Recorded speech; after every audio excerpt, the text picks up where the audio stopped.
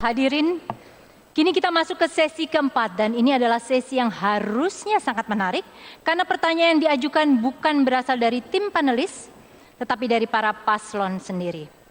Terbuka ruang untuk saling berargumen menjual gagasan terbaik.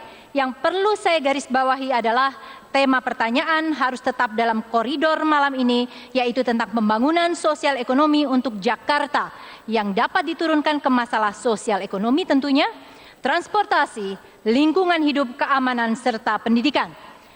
Moderator berhak meminta paslon mengganti pertanyaan jika dianggap tidak sesuai atau keluar dari tema yang ditetapkan oleh KPU Jakarta. Sesi ini akan dimulai dari pertanyaan salah satu pasangan calon ke calon lainnya selama 1 menit. Kemudian calon yang ditanya memiliki waktu menjawab selama 1,5 menit. Respon ini akan ditanggapi kembali oleh pasangan calon penanya selama 1 menit dan terakhir kembali ditanggapi oleh paslon penjawab selama 1 menit juga. Dan kita langsung saja supaya bisa menjadi lebih mudah dipahami.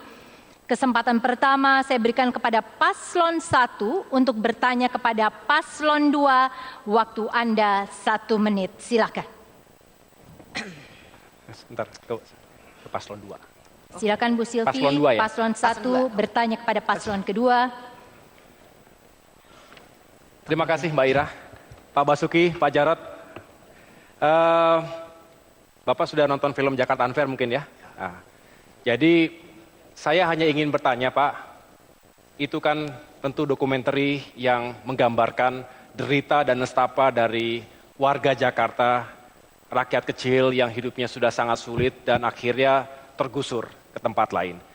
Bapak punya alasan tentunya mengapa menggusur, tetapi bagaimana perasaan Bapak sebagai pemimpin sekaligus pengambil kebijakan tersebut melihat warga yang hidupnya semakin sulit begitu, semakin sulit dan akhirnya kehilangan segalanya. Mereka disegel, setelah itu harus terhempas dari kota Jakarta selama-lamanya.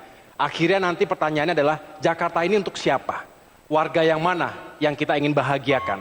Kita ingin kota kita cantik, tetapi bukan karena kecantikan itu kemudian ada tangis yang berlarut-larut di kota ini. Terima kasih Pak Jarod. Oke, baik.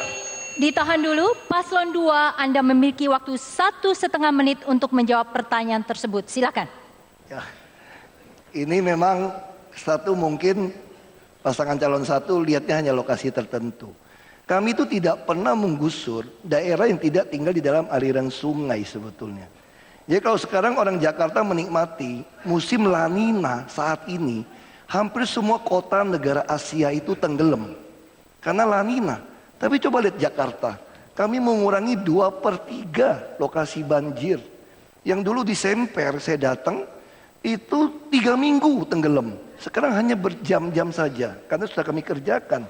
Jadi kami bukan melakukan fisik untuk menyingkirkan orang. Justru orang-orang banyak saya temuin bersyukur. Bersyukur sekarang dia merasa keluarganya aman. Kalau dulu kau dengar suara ambulan katanya, wah ngeri, apakah anak saya yang meninggal jatuh ke sungai atau ketabrak. Tapi sekarang dia bisa bekerja dengan baik, toh ongkos juga tidak bayar. Jadi sekali lagi seolah-olah kami mengusir orang Jakarta.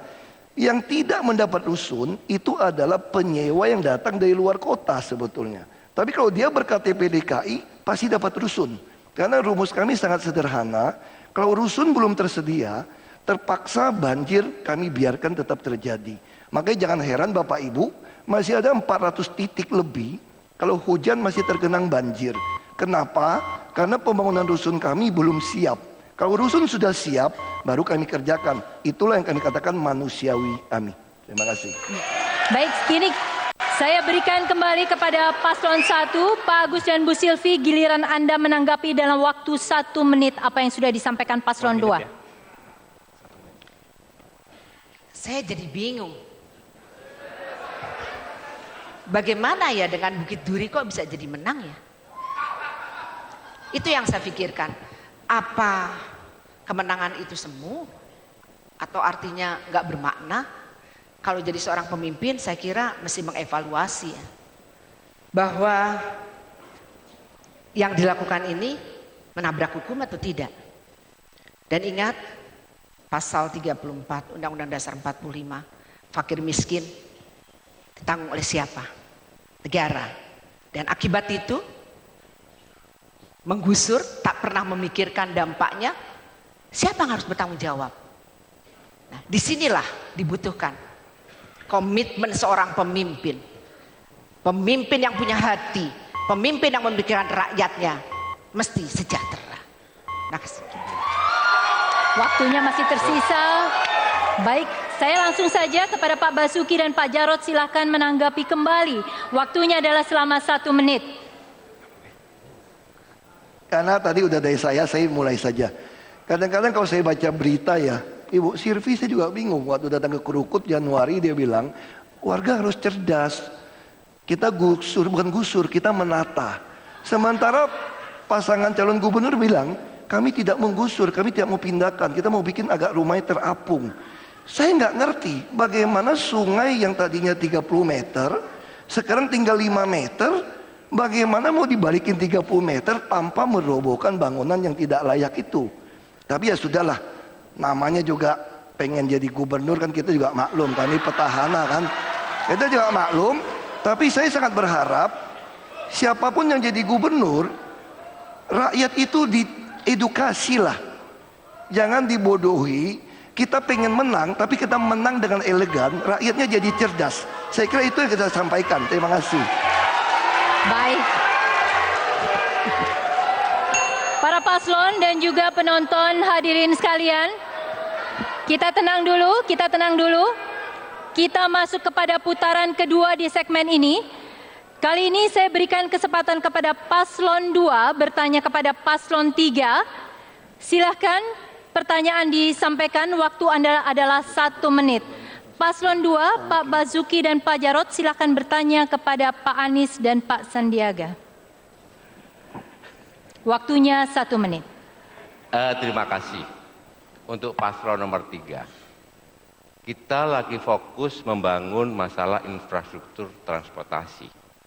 Karena kita yakin transportasi di Jakarta itu hanya bisa, salah satu yang paling utama adalah membangun transportasi berbasis rel, transportasi massal, serta membatasi ya mobil-mobil masuk ke Jakarta, ya supaya mereka menggunakan transportasi massal. Sekarang bagaimana logikanya kalau sampai moratorium mobil mewah tidak boleh masuk? Justru kalau seperti ini yang terjadi adalah mobil-mobil murah yang ramah lingkungan yang tak masuk dan Jakarta akan macet, ya. Apakah solusi seperti ini memang bisa memecahkan persoalan kemacetan di Jakarta? Terima kasih. Baik, sebentar Pak Sandiaga. Paslon 3, Anda memiliki waktu 1,5 menit.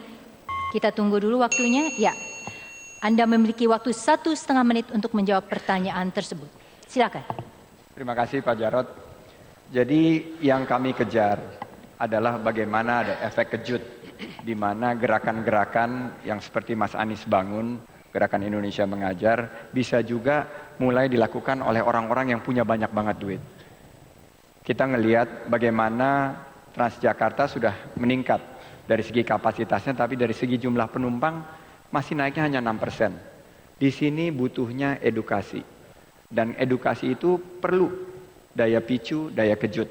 Kalau saya mengirim pesan bahwa orang yang bisa bayar mobil 3 miliar juga naik kendaraan umum, itu efeknya luar biasa. Saya melihat bagaimana kalau selebriti, bagaimana kalau pengusaha-pengusaha sukses, bagaimana juga kalau pejabat-pejabat seperti Pak Basuki dan Pak Jarod juga naik kendaraan umum. Ini akan membuat sebuah percepatan dalam membangun transportasi kita yang lebih baik. Yang kami kejar adalah bagaimana mengubah pola pikir. Bagaimana pola pikir kita dari selama ini kelas menengah yang hanya menggunakan kendaraan pribadi bisa beralih menggunakan kendaraan umum. Jargon-jargon itu sangat penting. Kenapa? Kalau kita mengedepankan to lead by example. Leading adalah memberikan contoh. Memimpin dengan memberikan contoh. Insya Allah kita akan ubah cara pola pikir anak muda dan ke depan kelas menengah menggunakan kendaraan umum. Terima kasih. Paslon 2, kini giliran Anda kembali untuk menanggapi dan waktu 1 menit. Silakan Pak Basuki dan Pak Jarod. Apa yang disampaikan paslon 3? Pak Sandi, terima kasih. Sistem transportasi yang kita bangun di Jakarta adalah sistem subsidi silang. Mereka yang mau naik kendaraan umum, kendaraan massal dengan harga yang murah. 3.500, dan bahkan mereka itu dikasih beberapa bebas gratis. Pemegang KJP gratis, buruh dengan UMP gratis, lansia gratis gitu ya. Jadi ini adalah hasil dari apa yang kita kumpulkan dari pajak. Pajak yang didapat dari mobil-mobil mewah tadi. Kalau orang kaya masuk, lebih baik kita terapkan jalan berbayar. Dengan cara seperti itu, maka pertumbuhan motor di Jakarta akan bisa kita tekan. Sekarang 4.500 motor tiap hari, 1.600 mobil tiap hari, setahun jutaan. Ini menambah kemacetan. Begitu Mas Andi. Terima kasih. Kita tunggu dulu waktunya habis. Baiklah, Paslon 3 kembali, tanggapan Anda 1 menit. Mari coba kita ingat, kapan kali terakhir rute di Jakarta distrukturkan? Masyarakat Jakarta sudah tumbuh berkembang, rute transportasi kita sudah beberapa dekade ini tak mengalami perubahan. Karena itu salah satu yang justru akan ditonjolkan adalah angkutan massal yang nyaman, Rp5.000 dari mana saja ke mana saja sebagai tiket terusan dan terintegrasi. Bayangkan seperti pembuluh darah. Bayangkan seperti pembuluh darah di badan kita, di mana angkutan massal menjangkau ke semua titik. Dari mulai Transjakarta, MRT, muncul yang lebih kecil, bus, minibus, sampai mikrolet, sampai angkot. Tergantung wilayahnya. Apa yang terjadi? Kita mengintegrasikan sistem transportasi. Lalu yang tidak kalah penting, ongkos salah satu yang besar untuk pendidikan adalah transport. Siswa di Jakarta Rp0 untuk transportasi berangkat dan pulang sekolah. Ya. Waktunya habis. Baiklah, sekarang hadirin penonton paslon, kita masuk ke putaran terakhir di segmen ini. Kesempatan bertanya diberikan kepada pasangan calon ketiga. Silakan bertanya kepada pasangan calon 1. Waktu Anda adalah 1 menit. Pak Anies, Pak Sandi, silakan bertanya kepada pasangan nomor urut 1. Waktunya adalah 1 menit. Salah satu tantangan terbesar di Jakarta adalah memastikan bahwa kesempatan kerja yang ada di Jakarta bisa dinikmati oleh warga Jakarta. Kesempatan yang ada di Jakarta bukan justru dinikmati oleh orang lain. Lapangan pekerjaan kita siapkan dan kita pastikan bahwa setiap lapangan pekerjaan yang tumbuh, dia memprioritaskan warga Jakarta. Pertanyaan untuk pasangan calon nomor 1, bagaimana cara Pak Agus bisa mengoptimalkan tim Pora untuk memastikan bahwa warga di Jakarta tidak kalah dibandingkan mereka yang datang dari luar Jakarta. Silakan. Baik, kita tunggu dulu waktunya, perhitungan waktunya.